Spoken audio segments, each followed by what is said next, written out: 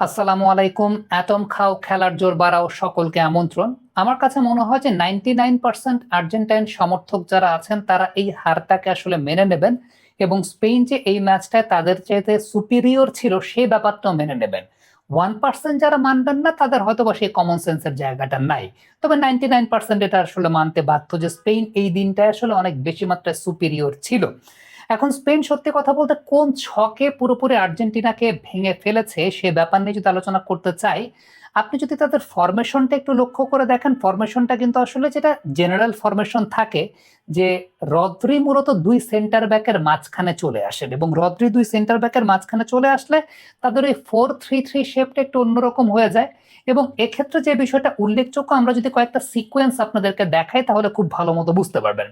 প্রথম যে সিকোয়েন্সটা দেখছেন সেই সিকোয়েন্সটা বিল্ড আপ ফেজে মেসি এবং আলভারেজের মাঝখানে রদ্রি অবস্থান করছেন, কুবার্সি সামনের দিকে ম্যাকঅ্যালিস্টারকে টানছেন এবং অলমো সেই জায়গাটায় ফাঁকা হয়ে যাচ্ছেন। দেন অলমোর কাছে বল যাচ্ছে, অলমো সেই সময় বলটা পরবর্তী সময় ইয়ামালকে দিচ্ছেন। এইভাবে আলটিমেটলি এই অ্যাটাকটা জেনারেট হচ্ছে এবং পুরো ম্যাচে আপনি যদি একটা সিকোয়েন্স দেখেন সেই সিকোয়েন্সটা দেখলে পরে আপনার কাছে পুরো ম্যাচের একটা দৃশ্যপট পুরোপুরি ক্লিয়ার হয়ে যাবে। আপনি দেখবেন যে রদ্রি ডাকছেন স্ট্রাইকারকে নিচের দিকে নামার জন্য। নিচের দিকে স্ট্রাইকার যখন নামলেন এই সময়টায় আর্জেন্টিনার দুইজন সেন্ট্রাল মিডফিল্ডার তার সঙ্গে, রদ্রি পরবর্তী সময় ফাঁকা বলটাকে তিনি ক্যারি করে ফেললেন এবং এই যে জায়গাটা যে দুই সেন্ট্রাল মিডফিল্ডারকে ম্যানিপুলেট করা, আর্জেন্টিনার ক্ষেত্রে এই কাজটা আসলে স্পেন করেছে। আর্জেন্টিনার দুই সেন্ট্রাল মিডফিল্ডারকে ম্যানিপুলেট করেছে, যে কারণে এই দুই সেন্ট্রাল মিডফিল্ডার আসলে মেসি পর্যন্ত বল দিতে পারেন নাই। আপনি আরেকটা সিকোয়েন্স একটু লক্ষ্য করে দেখেন, এই সিকোয়েন্সে দেখবেন দুই সেন্ট্রাল মিডফিল্ডারকে এক সাইডে নিয়ে আসছে, এক সাইডে কিন্তু টেনে নেওয়া হয়েছে। টেনে নিয়ে কি হয়েছে, সেন্ট্রাল এরিয়াটা পুরোপুরি ফাঁকা। এখন সেন্ট্রাল এরিয়াটা যেহেতু পুরোপুরি ফাঁকা, ওই জায়গা থেকে একটা অ্যাটাক ইনিশিয়েট হয়েছে। ইভেন আপনি যদি গোলের ক্রসটাকে একটু লক্ষ্য করে দেখেন, আর্জেন্টিনা ক্রস থেকেই গোল খেয়েছে ম্যাক্সিমাম ম্যাচে। এই গোলের ক্রসটা তো লক্ষ্য করে দেখেন, যখন বলটা নিকো উইলিয়ামসের মাথার মধ্যে গেছে সবাই তখন ওই বলের কাছে, ওই জায়গাটায় ফাঁকা ছিলেন ফেরান তোরেস। ফেরান তোরেস গোলটা দিয়ে দিয়েছেন, সবাই মিকেল মেরিনো নিকো উইলিয়ামসের ক্ষেত্রে গেছেন ওই জায়গাটায় ফাঁকা, যেটা বলছিলাম যে ফেরান তোরেস, ফেরান তোরেস সেই জায়গাটায় গোলটা পেয়ে গেছেন। এবারে আইডিয়াটার জায়গায় আসি, আসলে মানে আইডিয়াটা কোন জায়গাটা ছিল? আইডিয়াটা ছিল আর্জেন্টিনার দুই সেন্ট্রাল মিডফিল্ডারকে পুরোপুরি ম্যানিপুলেট করে দেওয়া। এখানে লক্ষ্য করে দেখেন যে কনফিউজ তারা কিভাবে করেছেন। দুই সেন্ট্রাল মিডফিল্ডারকে যেহেতু তারা ওই জায়গাটায় ড্র্যাগ ইন করেছেন, অলমো পুরোপুরি ফাঁকা ছিলেন এবং অলমো সেই জায়গাটায় বল ক্যারি করেছেন। আরেকটা সিকোয়েন্স লক্ষ্য করে দেখেন যে আর্জেন্টিনার সেন্ট্রাল মিডফিল্ডারকে সামনের দিকে টেনে এনে অলমোকে ফাঁকা রেখে অ্যাটাক ইনিশিয়েট করা।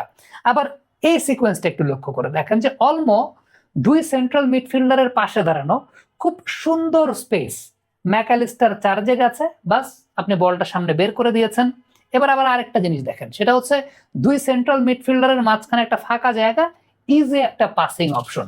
সো স্পেন যে কাজটা করেছে আসলে এই দুই সেন্ট্রাল মিডফিল্ডারকে খেলতেই দেয় নাই, এই দুই সেন্ট্রাল মিডফিল্ডারকে নাচিয়েছে। যেখানেই অন্যায় অনিয়ম সেখানেই চলুক প্রতিবাদ। অ্যাটম খাও চাপার জোর বাড়াও। এই দুই সেন্ট্রাল মিডফিল্ডারকে নাচানোর কারণে এরা আসলে মেসি পর্যন্ত বল দিতে পারে নাই।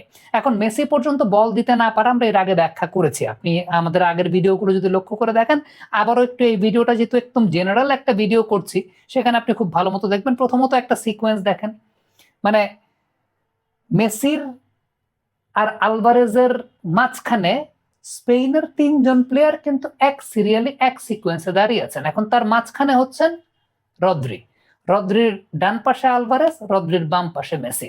মানে মেসি পর্যন্ত আসার জন্য যে পাসিং জোনটা দরকার, পাসিং লেনটা দরকার, ওই পাসিং লেনটাকে পুরোপুরি রদ্রি ব্লক করে রেখে দিয়েছিলেন। মানে এই জায়গাটায় আসলে আসার কোনো চান্স নাই। সো পুরো খেলা ব্যাপী ব্যাপারটা এরকমই ঘটেছিল। আপনি যদি রদ্রির প্লেইং অ্যাট্রিবিউট লক্ষ্য করে দেখেন, রদ্রি দুই সেন্টার ব্যাকের মাঝখানে নেমে গিয়েছিলেন, দুই সেন্টার ব্যাকের মাঝখানে নেমে গিয়ে তারপর হেডে বল ক্লিয়ার করেছেন। আলভারেজ বা মেসি যখনই বল পেতে যাচ্ছিলেন রদ্রি ওয়াজ দেয়ার। ইভেন আমি যদি প্রথম সিকোয়েন্সটা যদি আবার ফেরত যাই, মানে যেখানে আসলে এক পাশে আলভারেজ এবং আরেক পাশে মেসি রয়েছেন এবং মাঝখানে রদ্রি রয়েছেন, আপনি খেয়াল করে দেখবেন যে তার আরেকটা থার্ড পাসিং অপশন ছিল পেছনে, কুবার্সিকেও তিনি পাস দিয়ে দিতে পারতেন। টানছেন এবং অলমোস্ট সেই জায়গাটায় ফাঁকা হয়ে যাচ্ছেন, দেন অলমোর কাছে বল যাচ্ছে, অলমো সেই সময় বলটা পরবর্তী সময় ইয়ামালকে দিচ্ছেন, এইভাবে আলটিমেটলি এই অ্যাটাকটা জেনারেট হচ্ছে।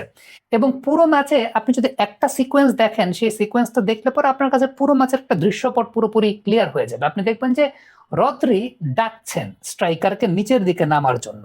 নিচের দিকে স্ট্রাইকার যখন নামলেন, এই সময়টায় আর্জেন্টিনার দুইজন সেন্ট্রাল মিডফিল্ডার তার সঙ্গে, রদ্রি পরবর্তী সময় ফাঁকা, বলটাকে তিনি ক্যারি করে ফেললেন।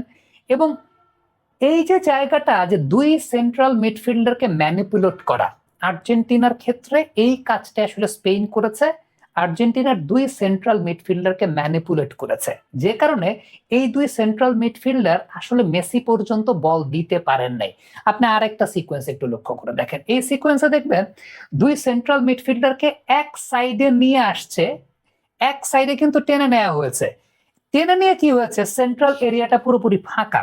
এখন সেন্ট্রাল এরিয়াটা যেহেতু পুরোপুরি ফাঁকা, ওই জায়গা থেকে একটা অ্যাটাক ইনিশিয়েট হয়েছে। ইভেন আপনি যদি গোলের ক্রসটাকে একটু লক্ষ্য করে দেখেন, আর্জেন্টিনা ক্রস থেকেই গোল খেয়েছে ম্যাক্সিমাম ম্যাচে। এই গোলের ক্রসটা তো লক্ষ্য করে দেখেন, যখন বলটা নিকো উইলিয়ামসের মাথার মধ্যে গেছে, সবাই তখন ওই বলের কাছে, ওই জায়গাটায় ফাঁকা ছিলেন ফেরান তোরেস। ফেরান তোরেস গোলটা দিয়ে দিয়েছেন। সবাই মিকেল মেরিনো, নিকো উইলিয়ামসের ক্ষেত্রে গেছেন ওই জায়গাটায় ফাঁকা, যেটা বলছিলাম যে ফেরান তোরেস সেই জায়গাটায় গোলটা পেয়ে গেছেন। এবারে আইডিয়াটার জায়গায় আসি, আসলে মানে আইডিয়াটা কোন জায়গাটা ছিল?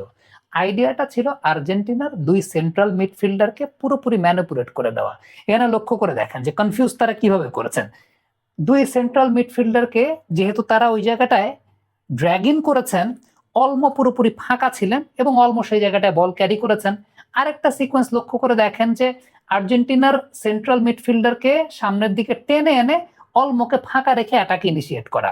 আবার এই সিকোয়েন্সটা একটু লক্ষ্য করে দেখেন যে অলমো দুই সেন্ট্রাল মিডফিল্ডারের পাশে দাঁড়ানো, খুব সুন্দর স্পেস, ম্যাকালিস্টার চার্জে গেছে, বাস আপনি বলটা সামনে বের করে দিয়েছেন। এবার আবার আরেকটা জিনিস দেখেন, সেটা হচ্ছে দুই সেন্ট্রাল মিডফিল্ডারের মাঝখানে একটা ফাঁকা জায়গা, ইজি একটা পাসিং অপশন। সো স্পেন যে কাজটা করেছে, আসলে এই দুই সেন্ট্রাল মিডফিল্ডারকে খেলতেই দেয় নাই, এই দুই সেন্ট্রাল মিডফিল্ডারকে নাচিয়েছে। যেখানেই অন্যায় অনিয়ম সেখানেই চলুক প্রতিবাদ, অ্যাটম খাও চাপার জোর বাড়াও। এই দুই সেন্ট্রাল মিডফিল্ডারকে নাচানোর কারণে এরা আসলে মেসি পর্যন্ত বল দিতে পারে নাই। এখন মেসি পর্যন্ত বল দিতে না পারে আমরা এর আগে ব্যাখ্যা করেছি, আপনি আমাদের আগের ভিডিওগুলো যদি লক্ষ্য করে দেখেন, আবারও একটু এই ভিডিওটা যেহেতু একদম জেনারেল একটা ভিডিও করছি, সেখানে আপনি খুব ভালো মতো দেখবেন। প্রথমত একটা সিকোয়েন্স দেখেন, মানে মেসির আর আলভারেজের মাঝখানে স্পেনের তিনজন প্লেয়ার কিন্তু এক সিরিয়ালি এক সিকোয়েন্সে দাঁড়িয়ে আছেন। এখন তার মাঝখানে হচ্ছেন রদ্রি, রদ্রির ডান পাশে আলভারেজ, রদ্রির বাম পাশে মেসি। মানে মেসি পর্যন্ত আসার জন্য যে পাসিং জোনটা দরকার, পাসিং লেনটা দরকার, ওই পাসিং লেনটাকে পুরোপুরি রদ্রি ব্লক করে রেখে দিয়েছিলেন। মানে এই জায়গাটায় আসলে আসার কোনো চান্স নাই। সো পুরো খেলা ব্যাপী ব্যাপারটা এরকমই ঘটেছিল। আপনি যদি রদ্রির প্লেইং অ্যাট্রিবিউট লক্ষ্য করে দেখেন, রদ্রি দুই সেন্টার ব্যাকের মাঝখানে নেমে গিয়েছিলেন, দুই সেন্টার ব্যাকের মাঝখানে নেমে গিয়ে তারপর হেডে বল ক্লিয়ার করেছেন। আলভারেজ বা মেসি যখনই বল পেতে যাচ্ছিলেন, রদ্রি ওয়াজ দেয়ার। ইভেন আমি যদি প্রথম সিকোয়েন্সটা যদি আবার ফেরত যাই, মানে যেখানে আসলে এক পাশে আলভারেজ এবং আরেক পাশে মেসি রয়েছেন এবং মাঝখানে রদ্রি রয়েছেন, আপনি খেয়াল করে দেখবেন যে তার আরেকটা থার্ড পাসিং অপশন ছিল পেছনে, কুবারসিকেও তিনি পাস দিয়ে দিতে পারতেন। সো স্পেন খেলাটাকে স্ট্রাকচার করেছে এমন ভাবে যে জায়গাটায় মেসিকে কোনো ইন্ডিভিজুয়াল মার্কিং তারা করে নাই, কিন্তু তারা মেসিকে কালেকটিভ মার্কিং করেছেন। এবং স্প্যানিশ কোচ এই কথাটা কিন্তু প্রেস কনফারেন্সে বলেই দিয়েছিলেন যে মেসিকে তারা আসলে ইন্ডিভিজুয়াল মার্কিং করবেন না, মেসিকে তারা কালেকটিভ মার্কিং করবেন।